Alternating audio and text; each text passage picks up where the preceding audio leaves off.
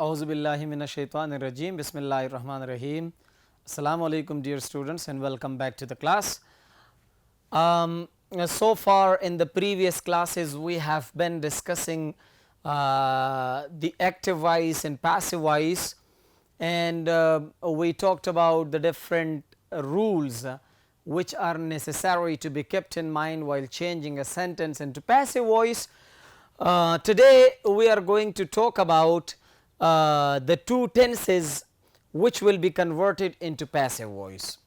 अब देखें हमारा आज का जो टॉपिक है बड़ा अहम है, क्योंकि आज हम जो करने जा रहे हैं वो टेंसेस को कन्वर्ट करेंगे हम. समझ आ रही है? एक हमारे पास सिंपल प्रेजेंट टेंस है जिसको आप लोग प्रेजेंट इंडेफिनिट भी कहते हैं, और प्रेजेंट कंटिन्यूअस जिसको आप लोग प्रेजेंट प्रोग्रेसिव टेंस भी कहते हैं. हमारे आज के ये दो टॉपिक्स हैं कि इन दो टेंसेस को आज हमने पैसिव वॉइस में कन्वर्ट करना है. आते हैं सबसे पहले सिंपल प्रेजेंट टेंस की तरफ. सिंपल प्रेजेंट टेंस को अगर आप लोग गौर से देखें तो सबसे पहले आप लोग इसका एक्टिव वॉइस स्ट्रक्चर बनाएंगे, और वो आप लोगों ने टेंसेस में बड़े तफसील के साथ पढ़े हैं. मैंने आप लोगों को पढ़ाया हुआ है, और जब आप लोग उसको देखेंगे, उसको पढ़ेंगे, जब आप उसको सुनेंगे, तब आपको जाके पता चल जाएगा कि अच्छा इस टेंस में ये ऑक्सिलरी वर्ब्स इस्तेमाल होते हैं, और ये इसके बाद उस ऑक्सिलरी के बाद ये वर्ब इस्तेमाल किया जाता है.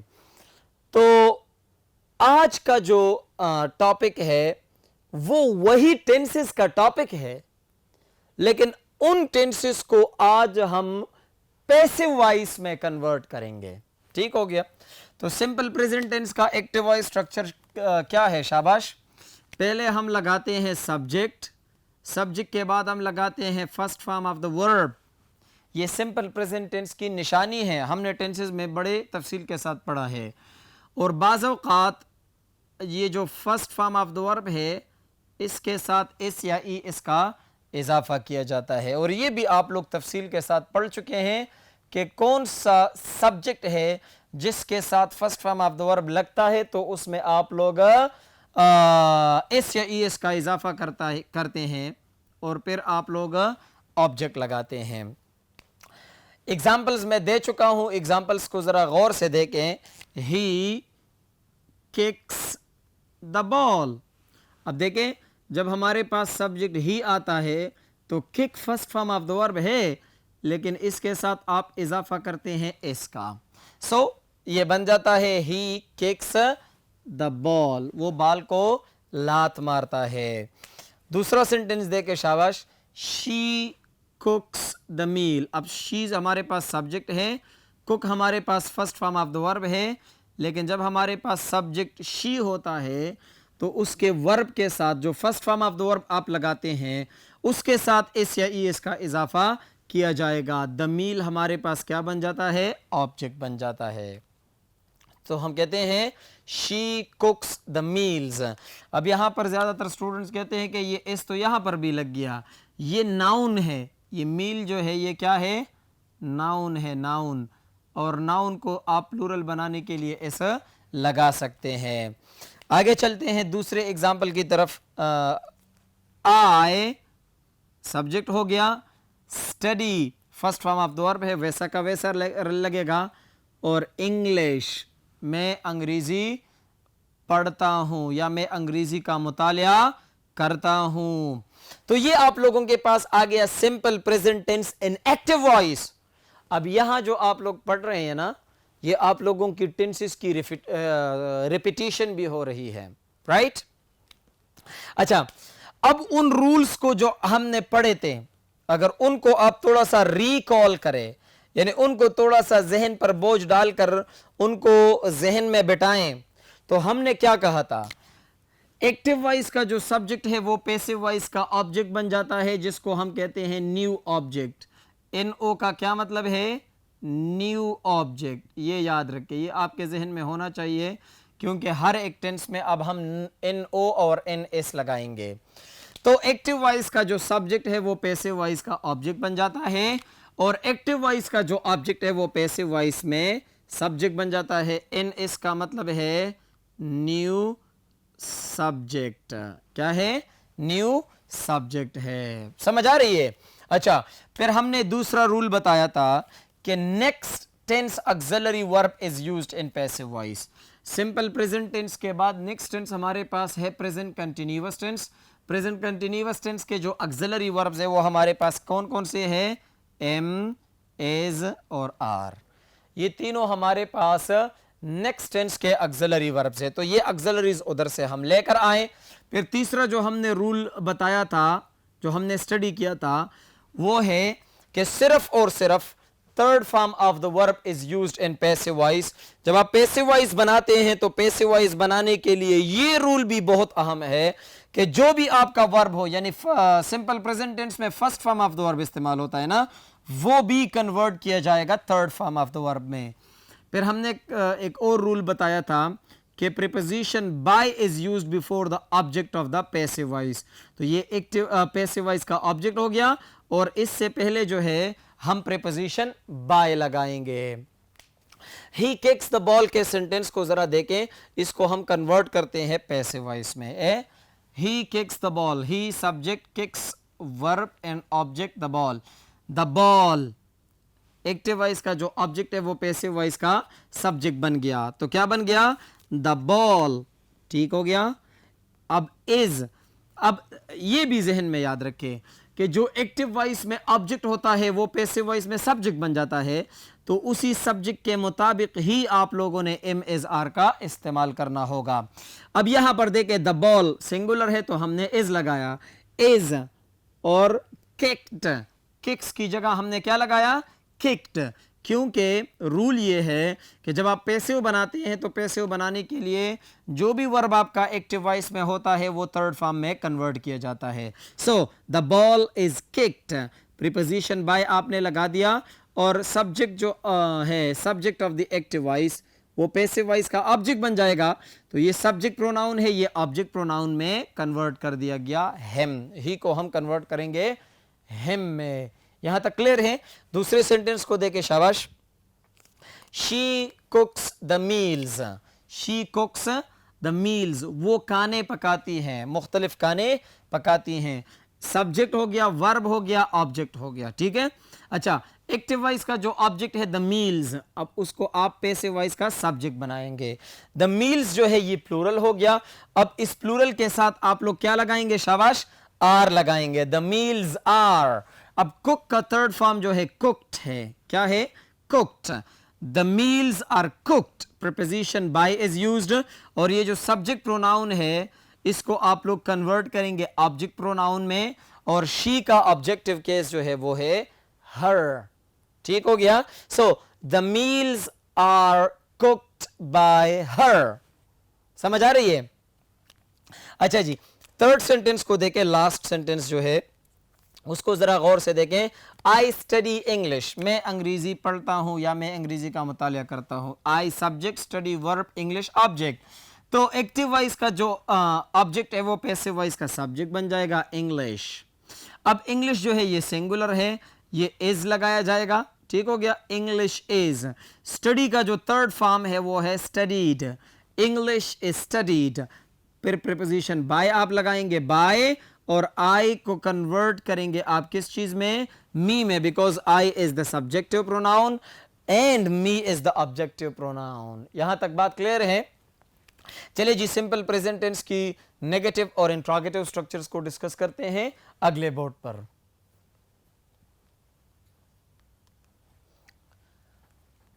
Okay, dear students, now let's talk about the negative and interrogative structures of the simple present tense and let's change them into passive voice.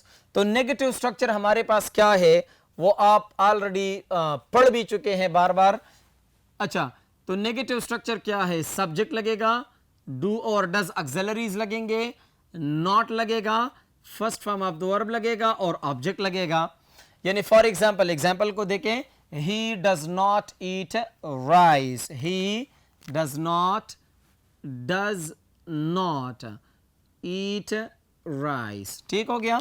अच्छा, आगे देखें, शाबाश। अगला जो सेंटेंस है we do not, we do not beat them, हम उनको नहीं मारते हैं। ठीक हो गया। अब इसी नेगेटिव स्ट्रक्चर का पैसिव वॉइस क्या बनेगा, दोबारा देखे शाबाश।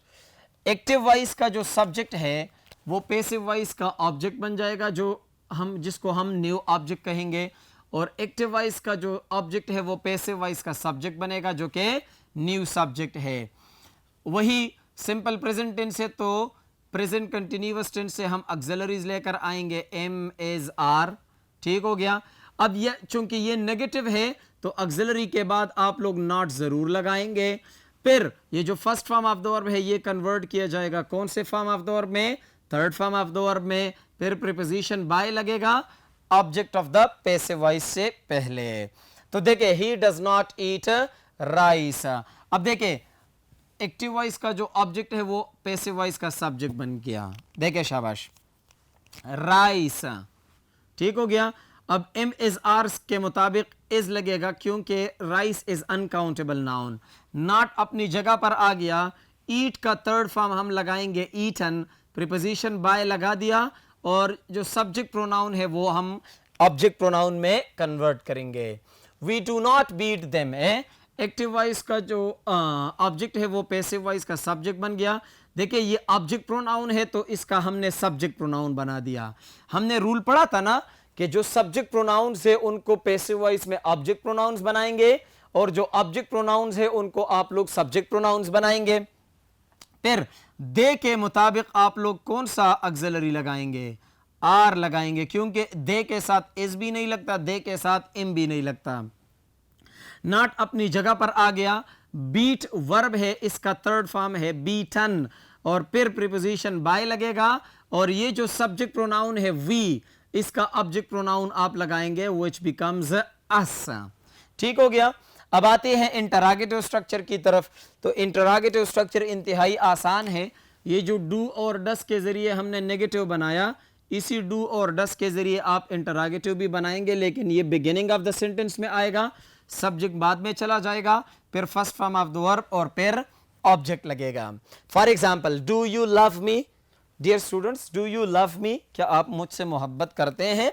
डस शी ओबे हर पेरेंट्स, क्या वो अपने वालिदैन की फरमानबरदारी करती है। ठीक हो गया। अच्छा जी, अब अगर पहले वाले सेंटेंस को देखे, डू यू लव मी, इस सेंटेंस को जरा देखे शाबाश।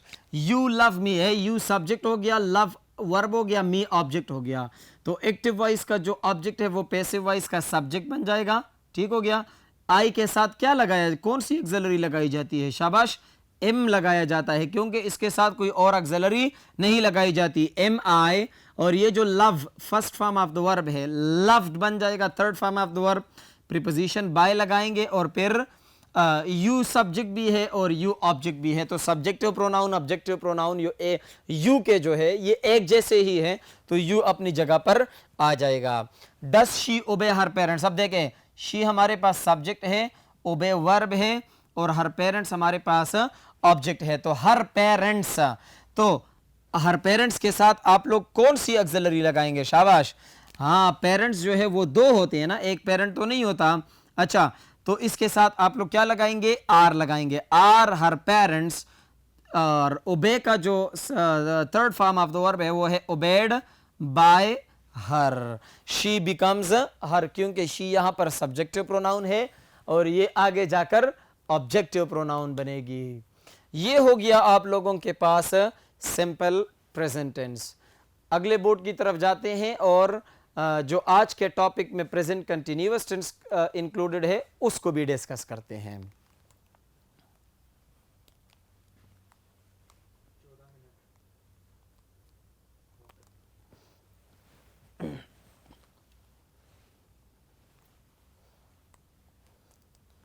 Okay students, now you already know how to use present continuous tense. अब यहां पर जो है इसका पैसिव वॉइस हम बनाएंगे। टेंसेस आप लोगों ने अल्हम्दुलिल्लाह बड़े डिटेल के साथ पढ़े हैं, आज हम इसका पैसिव वॉइस बनाते हैं। तो एक्टिव वॉइस स्ट्रक्चर जो है प्रेजेंट कंटिन्यूअस का वो ये है कि सबसे पहले लगेगा सब्जेक्ट, और प्रेजेंट कंटिन्यूअस में अपने ऑक्सिलरीज है ना, वो कौन कौन से है? एम, इज और आर। ये तीनों ऑक्सिलरीज जो है ये प्रेजेंट कंटिन्यूअस के लिए हैं। और फिर एम, इज, आर के बाद प्रेजेंट कंटिन्यूअस टेंस में एक्टिव वॉइस में आईएनजी फॉर्म आएगा और आखिर में आप लोग लगाते हैं ऑब्जेक्ट। ठीक हो गया। सेंटेंसेस को जरा देके शाबाश थोड़ा सा एग्जाम्पलीफाई करते हैं। I am teaching the students. I हमारे पास सब्जेक्ट हो गया, एम हमारे पास ऑक्सिलरी हो गई, टीचिंग हमारे पास वर्ब हो गया और द स्टूडेंट्स हमारे पास ऑब्जेक्ट हो गया। आगे बढ़े शाबाश। He is abusing me. ही हमारे पास क्या हो गया?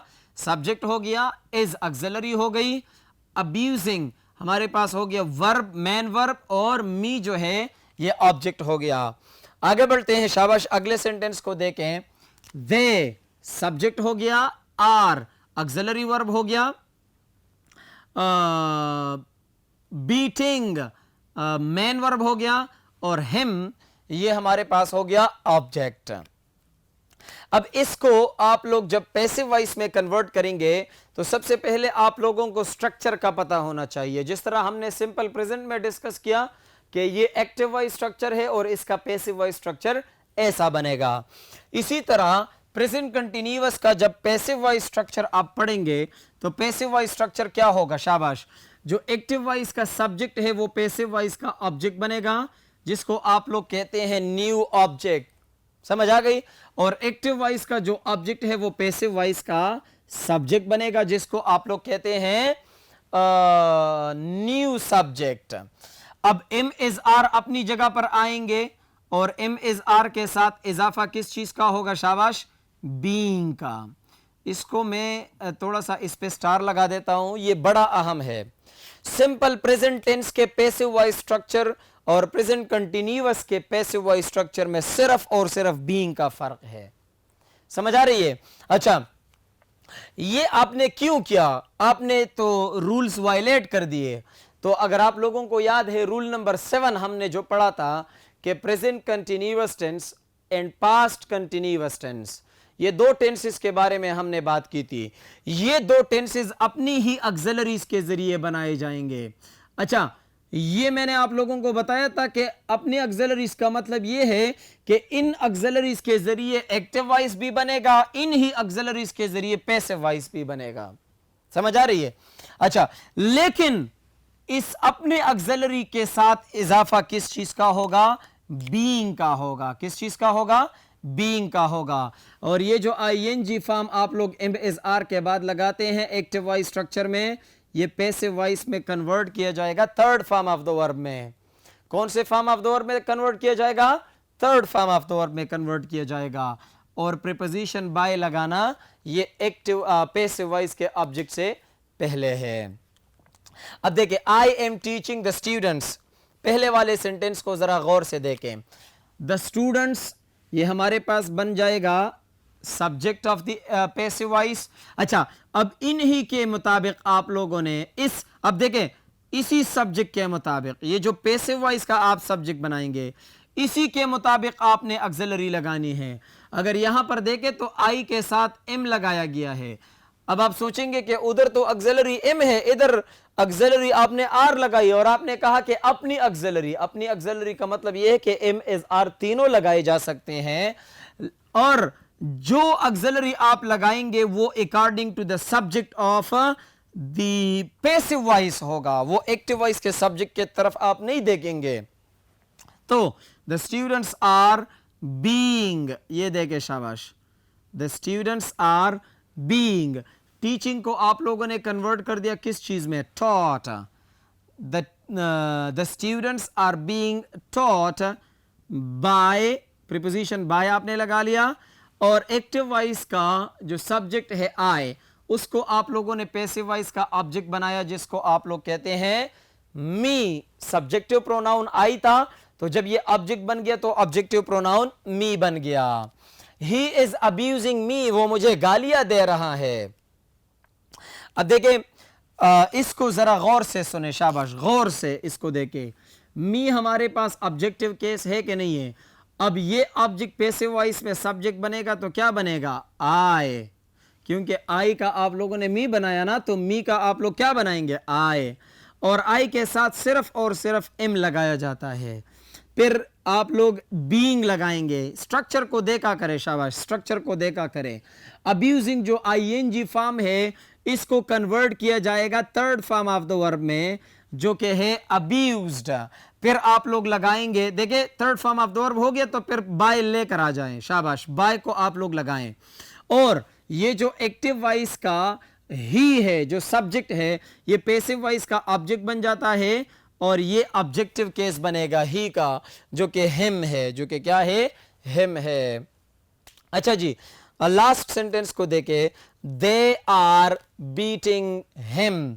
अब देखें, हिम जो है ये हमारे पास object of the active voice है, तो जब आप इसको पैसिव वॉइस का सब्जेक्ट बनाएंगे तो क्या बनेगा, ही। यहां पर देखें, ही हमारे पास सब्जेक्ट था कि नहीं था, इसको आप लोगों ने जब पैसिव वॉइस का ऑब्जेक्ट बनाया तो हिम बनाया।